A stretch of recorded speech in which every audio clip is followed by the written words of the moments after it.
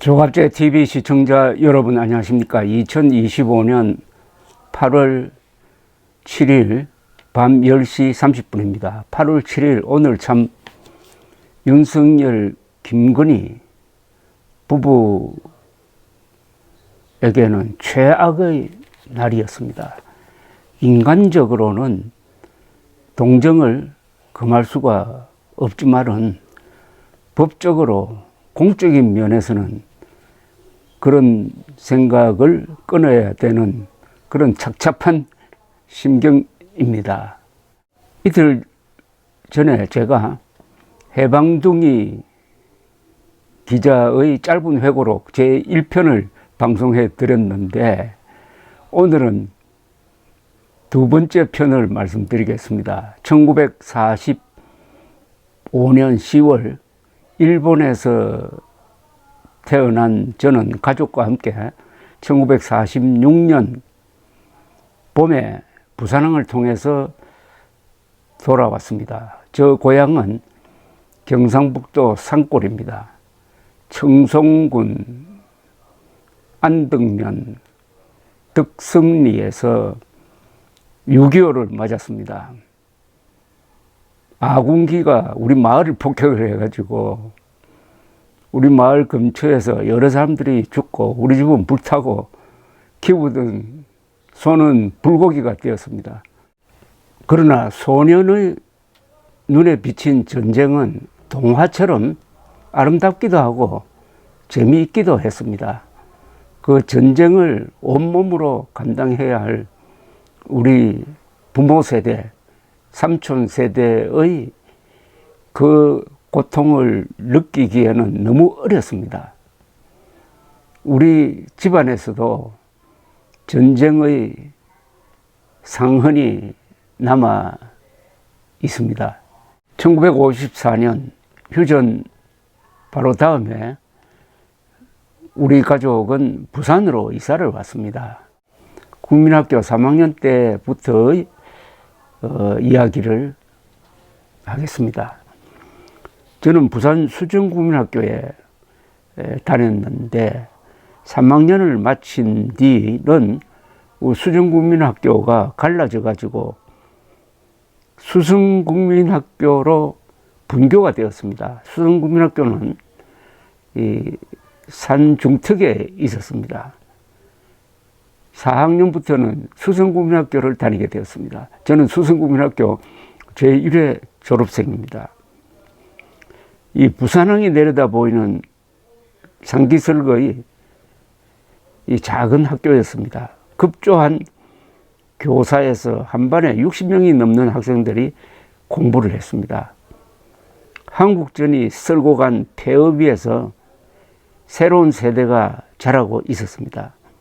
여러 신문들은 신년호가 되면은 신년호에는 우리 해방둥이 소년들을 모아놓고 사진을 찍고는 해방둥이들이 무럭무럭 자라고 있다면서 희망의 증거로 삼았습니다.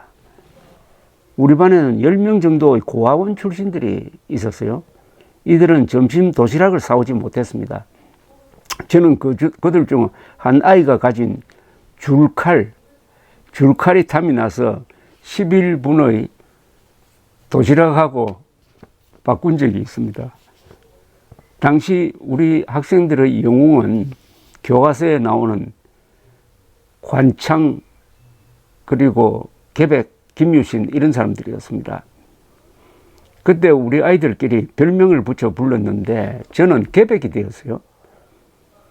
이름이 정체성이란 말 그대로 저는 상당 기간 백제편이었습니다. 흑치상지 이야기가 나오는 역사소설을 읽고 개백의 백제군을 무찌른 김유신이 싫었습니다. 그때 장군이란 별명을 가진 아이는 아주 힘이 셌습니다.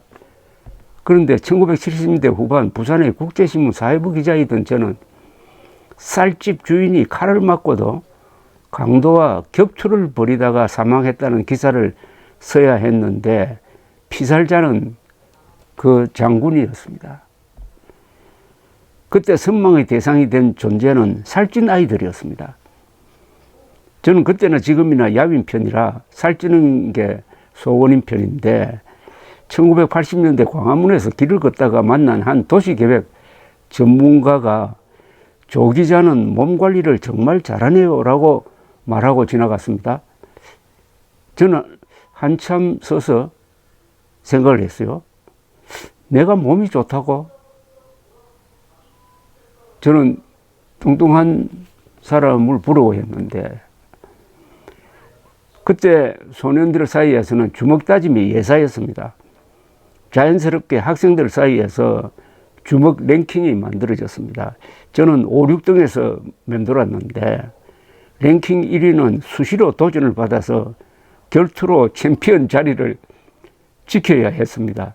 결투 때는 말리는 학생들은 없고 둘러서서 구경하다가 한 사람이 코피가 나면 끝을 보았습니다. 소년들 사이에서 결투 문화가 사라진 것은 1960년대 들어서입니다. 1950년대 후반 부산의 거리 풍경을 생각하면 지금 좀 기이한 생각이 듭니다. 동네마다 골목마다 배고픈 소년들이 역기를 들고 평행봉에 매달리는 등 힘자랑이 펼쳐졌습니다. 만성적 영양실조 상태에서 아이들은 왜 그렇게 힘겨루기에 투지를 불태웠는지 의아합니다. 지금 생각해도. 일제시대를 겪은 교사들의 스파르타식 교육 영향인지 불사조처럼 생존투쟁을 벌이며 일어서던 나라의 시대정신이 그런 식으로 표출되었는지 여하튼 바깥에서는 역기 철봉이고 집에는 곤봉 아령이었습니다. 당수, 유도, 군투 도장도 많았습니다. 의지력을 기른다면서 겨울에도 냉수 마찰을 하곤 했습니다. 텔레비전이 없던 시절이었습니다. 라디오도 드물었던 시절이었습니다. 그 유일한 오락은 영화였습니다. 이탈리아 영화 시네마 천국은 우리들의 이야기이기도 했습니다. 모처럼 영화관에 돈을 내고 들어가면은 그 돈이 아까워가지고 3회 연속으로 보는 경우가 많았습니다. 그러면 하루가 가죠. 물론 방학 때 이렇게 했습니다. 주로 외국 영화를 보았습니다. 그때 한국 영화 할 때는 아직도 그 무성 영화가 상영되곤 했습니다. 무성 영화를 할 때는 변사가 그 대사를 아주 근사하게 읊어댔습니다. 부산 동부경찰서 옆 대로변에 미성극장이 있었습니다. 이름은 동양극장, 미성극장 이렇게 바뀌었는데 집에서 가까웠습니다. 돈을 내고 입장할 형편이 못 되는 아이들이 그 나무 문에다가 구멍을 여러 개 파놓고 있었어요. 1956년 여름방학 어느 날 오전 저는 일찍 가서 안경 구멍처럼 생긴 곳을 선점해가지고 구멍을 통해서 맞은편 스크린에서 상영되는 영화를 정신없이 보고 있었습니다. 그 순간 오른쪽 눈을 번쩍하고 쑤시는 게 있었어요. 찔린 눈은 깜깜해지는데 구멍을 통해서 나온 것은 안에서 극장 안에서 아이스케이크를 먹고 버리는 막대였습니다. 저는 아픈 눈을 감싸고 집으로 달려가 누워버렸는데 다행히 실명에 이르지는 않았습니다. 1950년대의 참혹한 거리 장면이 있습니다. 상위 군인들의 횡포였습니다. 국가적 보호를 제대로 받지 못하니 민폐를 끼치는 수밖에 없었습니다. 이 팔다리를 잃은 상위 군인들이 상점에 들르면은 고르는 대로 물건을 내주어야 했습니다. 5.16 군사혁명 뒤 원호처가 생겨서 상위 군인 문제가 해결이 됐습니다. 아버지는 1954년 무렵 장사를 하다가 사기를 당해가지고 재산과 집을 날린 다음 연료 상점을 열었습니다. 부산 동구 좌천동 뒷길 동명목재 강석진 회장 저택 맞은편이었습니다. 장작, 숯, 연탄을 찍어서 팔았습니다. 작고한 오원철 전 경제 제2수석 비서관은 박정희 정부 시절의 요인이었습니다. 이분은 19공탄 덕분에 한국의 살림이 그래도 보호되었다고 했는데 이 19홍탄, 즉 연탄가스 중독 사망자가 많았습니다. 지하 깊은 곳을 파야 석탄을 캘 수 있는 광산에서는 붕괴 사고로 떼죽음하는 광부도 잇따랐습니다. 산업전사란 말은 이들에게 처음 붙여진 말입니다. 몇 년 전 강원도 태백시에 있는 석탄박물관에 갔더니 강원도 탄광에서만 누적 사망 광부가 4,000명 이상이었습니다. 1950년대 부산에서는 아직 호롱불을 쓰는 집이 많았습니다. 호야라고 했습니다. 호야가 넘어져 불이 자주 났습니다.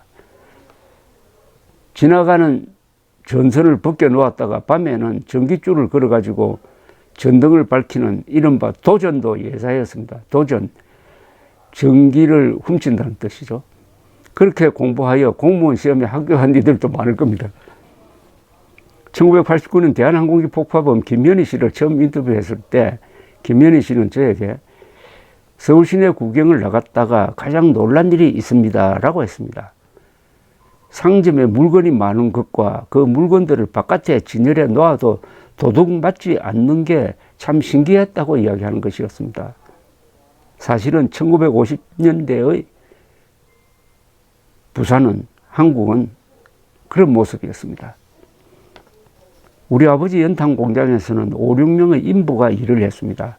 40대 한 남자는 햇볕 드는 한 구석에 쪼그리고 앉아가지고 석탄 부스러기를 잘게 깨는 일을 하였습니다. 그런데 종일 말이 없었어요. 저녁 무렵이면 부인이 데리러 오는데 그 남자와는 다르게 옷차림이 아주 단정하고 정갈한 얼굴이었습니다. 나중에 사연을 전해 들으니까 그 남편은 교사였는데 좌익으로 몰려서 조사를 받다가 얻어맞아가지고 정신이 온전치 못한 분이었습니다. 우리 인부 중에 한 분은 건장한 20대 제대 군인이었는데 연탄을 지게로 나르는 일을 했습니다. 저하고 친해가지고 전투 이야기를 6.25 때 참전해서 전투한 이야기를 자주 해주었습니다. 적군과 대치 중인 전선에서 물을 길러 갔다가 북한 군인과 맞닥뜨려서 때려 죽인 이야기를 들려주었습니다. 홀어머니와 함께 살고 있었는데 겨울인데도 냉방에 모셔놓고 왔다고 걱정을 태산같이 하고 있었습니다. 이물은 목격한 우스운 일 하나가 있습니다. 1957년 겨울인데 한국에 난데없는 석유 파동이 일어났습니다. 미군이 한국 정부에 대주던 공짜로 대주던 기름을 끊어버린 겁니다. 미군은 원조 물자의 하나로 기름을 한국 정부에 공짜로 주고 정부는 이를 시중에 내다 팔아 번 돈을 가지고 정부 예산으로 썼습니다. 미군은 석유에 대하여 정부가 너무 낮은 환율을 적용한다면서 환율 인상을 요구했으나 이승만 대통령이 거절하자 기름 공급을 중단해버린 겁니다. 버스 운행과 공장 가동이 멈추는 등 일대 소동이 벌어지니 이승만 정부는 손을 들고 환율을 인상을 했습니다. 5.16 군사혁명 이후 박정희 정부가 울산에 정유공장부터 짓기로 한 것도 석유 자립 없는 나라는 나라도 아니라는 자각이 있었기 때문입니다. 저는 국민학교 4학년 때부터 신문을 읽으면서 시사 문제에 관심을 가졌습니다. 그때 기사는 토시를 빼면 거의 전부가 한자 표기였고 연재소설은 한글이 많았습니다. 한자가 있어도 재미에 빠져가지고 신문을 자꾸 읽고 하니까 저절로 한자를 알게 되었습니다. 저는 한 번도 한자 교육을 따로 받은 적이 없습니다. 글자 하나하나가 이 이미지, 추상화로 되어 있는 이 한자는 일종의 그림입니다. 그래서 스스로 그 뜻을 알려주는 신비한 능력이 있습니다. 중학교 들어갈 때 저는 신문을 자유자재로 읽었고 한자를 어렵다고 생각해 본 적이 한 번도 없습니다. 한자가 어렵다는 말은 다 거짓말입니다. 천자문 익히는데 한 6개월 걸리면은 그 실력 가지고 평생을 살 수가 있습니다. 한자는 세계 모든 언어 중에서 배우는데 가장 짧은 시간이 걸립니다. 물론 한자가 어렵다는 것은 쓰기가 어렵다는 것이죠. 그런데 그것은 요새 컴퓨터가 다 해결해 주지 않습니까? 저와 같은 이 글 쓰는 직업에 종사했던 사람이 씻을 수 없는 과오를 저지른 것이 쉬운 쪽으로 가다가 한자를 버리고 한글 전용어로 감으로써 지금 현재 한국어가 반신불수가 되고 한자를 모르는 사람들이 너무나 많아져 가지고 한국어 단어 중에서 70%는 한자로 표기를 해야 되는데 그걸 한글로 표기하니까 그 단어가 암호나 소리처럼 되고 말았습니다. 문해력이 떨어졌습니다. 어휘력이 떨어졌습니다. 자연스럽게 사고력이 퇴화하고 있습니다. 이걸 어떻게 바로잡을 것이냐 생각하면 정말 막막한데 또 바로잡는 방법은 간단합니다. 이 각급 학교 입학시험에 한자를 출제를 해야 됩니다. 그리고 신문이 다시 고유명사는 한자 쓰기로 돌아가야 됩니다. 지명이라든지 사람 이름. 그리고 방송은 자막에 한자를 넣어야 합니다.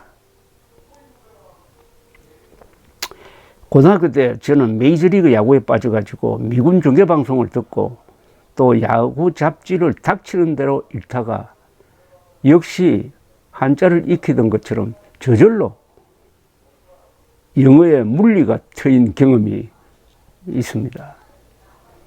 1956년 대통령 선거는 호기심 많은 저 같은 소년들을 유세장으로 끌어냈습니다. 민주당 후보 신익희는 못 살겠다 갈아보자는 구호로 아이들도 환호할 만큼 선풍적인 인기를 끌었습니다. 자유당의 이승만 후보는 좀 수세적 구호였습니다. 구관이 명관이다. 우리 아버지도 야당 편이었습니다. 그런데 신익희 후보는 투표율을 며칠 남겨놓고 급사했습니다. 사람들이 사표를 각오하고 그에게 던진 표가 160만 표나 되었습니다. 부통령 선거에서는 야당 민주당 후보이던 장면 씨가 큰 차이로 여당 자유당 후보이던 이기붕 후보를 누르고 당선되었습니다. 진보당의 조봉암 후보는 유효 투표의 30%를 받았습니다. 조봉암 씨는 한때 공산당원이었습니다. 그러다가 전향을 해서 이승만 대통령 밑에서 농림부 장관을 하면서 농지개혁을 이끌었던 사람입니다. 이분이 진보당을 만들어가지고 출마를 했습니다. 조봉암 후보는 유효 투표의 30%를 받았습니다. 나중에 내무장관이 되어가지고 부정선거를 지휘하고 4.19의 원인을 제공하는 최인규는 전 공산주의자 조봉암에 대한 이런 높은 지지를 보고 깜짝 놀랐다고 합니다. 이승만 같은 위대한 지도자가 없으면 한국은 선거를 통하여서도 공산화될 수 있겠다는 공포감이 생겼다고 옥중회고록에 적었습니다. 당시 11살 국민학교 4학년생인 제가 느낀 바닥 민심도 신익희가 당선될 것 같은 분위기였고 노쇠한 이승만에 대한 실정이 감지되었습니다. 아이들까지 신익희 추모곡이 된 비 내리는 호남선을 부르고 다녔습니다. 6.25의 참화를 겪지 않은 경상도 지역에서 조봉암 지지가 강했고 빨갱이로 몰려 경찰이나 군으로부터 당한 이들의 반 이승만 감정도 상당했습니다.